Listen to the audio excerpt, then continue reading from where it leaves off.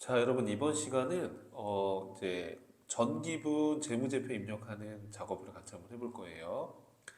그래서 교재 보시면은 정기 2월 거래자료 입력하기라고 나와 있죠. 그래서 빵 공장에 정기 2월 자료를 등록하시오라고 나와 있습니다. 자, 전년도의 재무상태표 자료가 나와 있으니까 요걸 보시고서 입력해 주시면 됩니다.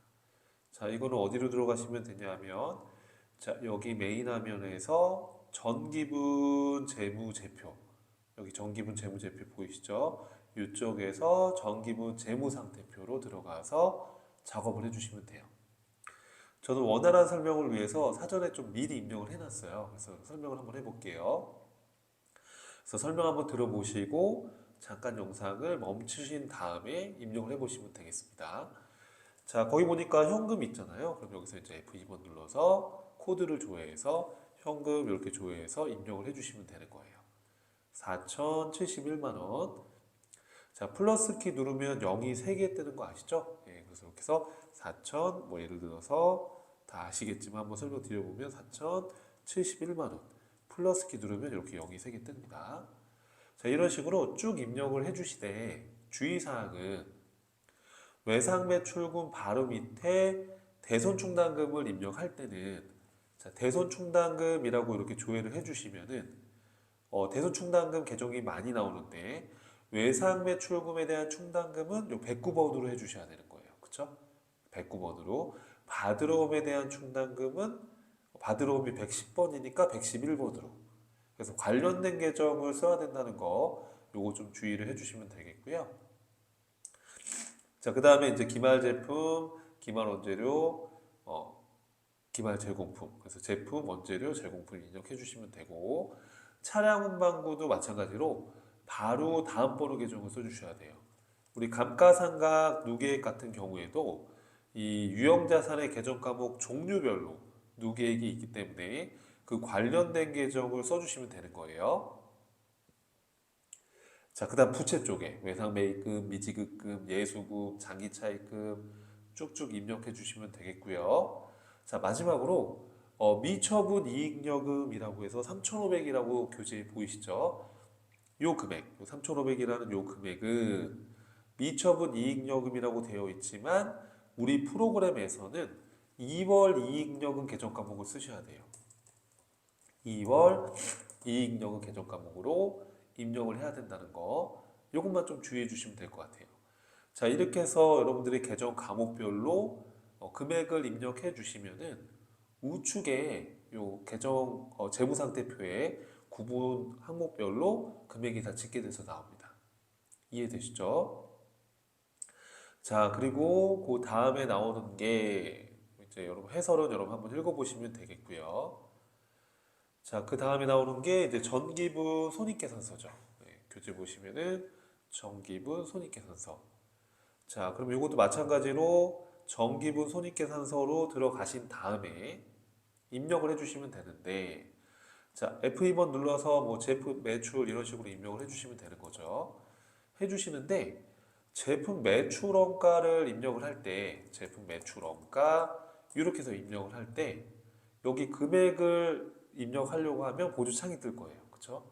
그러면 거기 교재에 나와 있는 것처럼 기초제품, 단기제품 제조원가, 기말제품 재고액이라고 해서 이렇게 넣어주시면 되는데 기말제품 재고액은 여러분이 입력 안 했지만 이 금액이 자동으로 떠 있죠. 그 이유는 정기분 재무상태표에 입력된 제품의 금액이 이쪽으로 넘어오는 거예요. 자동으로 연결되는 거예요. 그럼 우리는 기초 제품하고 단기 제품 제조 원가만 입력을 해주시면 돼요. 이렇게 해서 확인 눌러주시면 제품 매출 원가가 산정이 되고요. 나머지 판매비와 관리비에 해당하는 그 금액들 넣어주시면 되는 거예요. 또 여기 이자 수익, 이자 비용, 법인세 비용까지 이런 비용들도 이런 영업의 수익이나 영업의 비용 넣어주시고 법인세 비용 넣어주시면은 손익계산서의 구조에 맞춰서 금액이 다 찍게 됩니다. 이렇게 해서 확인해 보실 수가 있으니까 참고해 보시면 되겠습니다. 자, 그 다음에 요거 끝난 다음에 여러분 뭐가 나오세요? 자, 여기 설명 해설은 여러분 한번 가볍게 읽어보시면 되겠고 자, 그 다음에 나오는 게 원가 명세서예요. 자, 이제 제조기업 같은 경우에는 원가 명세서가 있죠, 당연히. 그래서 원가 명세서 정기분 걸 입력해 볼 거예요. 자, 정기분 재무제표 안에 정기분 원가 명세서가 있죠. 네, 요거를 들어가서 입력을 해주시면 되는데, 특이사항은 이제 원재료비를 입력해서 금액을 입력할 때 이렇게 보조창이 나오시잖아요. 그죠?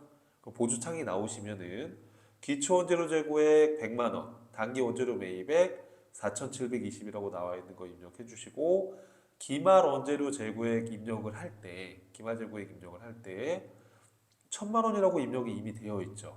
이거는 정기분 재무상태표에 입력한 원재료의 금액이 자동으로 끌고 오는 거예요. 그래서 우리가 여기서 입력하는 게 아니고요. 그래서 원재료비를 확정하고 그 다음에 노무비에 들어가는 임금도 입력해 주시고 나머지 제조 경비들도 이렇게 입력을 해 주시면 돼요. 자, 다만 특이사항은 우리가 제조 원가 명세서에 보면 기초 제공품 400과 기말 제공품 150만 원이 있잖아요.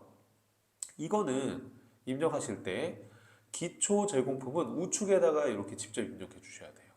그리고 기말 제공품은 우리가 입력하는 게 아니고 정기분 재무상태표의 제공품의 금액이 이쪽으로 넘어오는 거예요. 이해되시겠죠? 요것만 조금 특이사항이 있고요. 나머지 쭉 입력해 보시면 되겠습니다. 그래서 여기 지금 그런 내용들을 제가 설명을 드렸고요. 이렇게요.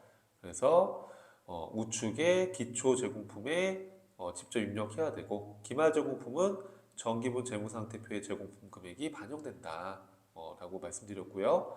자, 그리고 단기 제품 제조원가 이 금액에 대해서는 우리가 정기분 손익계산서의 매출원가의 창에 단기 제품 제조원가와 동일한 금액이어야 된다라고 설명드린 겁니다.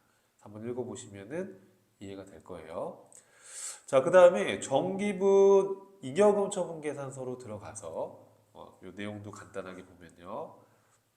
자, 정기분 잉여금 처분 계산서에서는 불러오기를 클릭해 주시면 우리가 정기분 손익계산서의 단기 손익이 불러줘와요. 불러줘오고 뭐 이런 처분 확정일자 이런 자료가 있다면 이걸 누시면 되는 거예요. 그리고 뭐 예를 들어서 이런 배당액이 있다 뭐 이런 자료가 있으면 추가로 더 넣어주시면 되는 거고요. 이렇게 해서 입력을 해주시면 되겠습니다. 자, 요 밑에 해설도 넣어놨으니까 여러분들께서 한번 가볍게 읽어보시면 되겠습니다. 자, 마지막으로 거래처별 초기이월 자료 입력하는 거예요. 거래처별 초기이월 자료 입력하는 겁니다. 자, 거래처별 초기이월은 자, 여기 있어요. 메인 화면에서 정기분 재무제표 안에 보면 밑에 거래처별 초기이월이 있고요. 자, 거래처 초기이월은요. 여기 불러오기를 클릭해 주시면 정기분 재무상태표의 자산부채 자본의 잔액들을 불러옵니다. 이렇게 불러오면요. 이 중에서 우리가 거래처별 전년도에 잔액들이 있는 계정들이 있잖아요. 예를 들어서 우리 교재에 나와 있는 것처럼 보통 내금이 500인데 이 보통 내금이 우리은행 잔액이다. 그러면 우리은행 F2번 눌러서 우리은행 이렇게 조회해서 해당 거래처의 잔액을 입력해 주는 거예요. 그쵸? 그 다음에 외상매출금도 클릭해서 제가나라 성호제품 이렇게 교재에 나와 있는 것처럼 여러분들이 조회해서 이렇게 성호제품 이런 식으로 조회해서 입력해 주시면 되는 거고요. 또 어떤 거 있었어요? 그러니까 바드롬에 성호제품이 1,000만 원 있었네요. 그러면 바드롬 클릭하시고 F2번 눌러서 성호제품 이렇게 해서 입력해 주시면 되는 거죠. 이해하시겠죠, 여러분? 이렇게 해서 기초 자료를 입력해 주셔야지만 그러니까 그 다음에 이런 전표 입력들을 쭉 이어서 갈 수 있으니까 여러분들 잠깐 영상 멈춰 놓으시고 교재 참고해서 기초 자료 입력을 마무리해 주시면 되겠습니다. 자, 이번 시간도 수고 많으셨고요. 다음 교시에서 또 이어서 뵐게요. 감사합니다.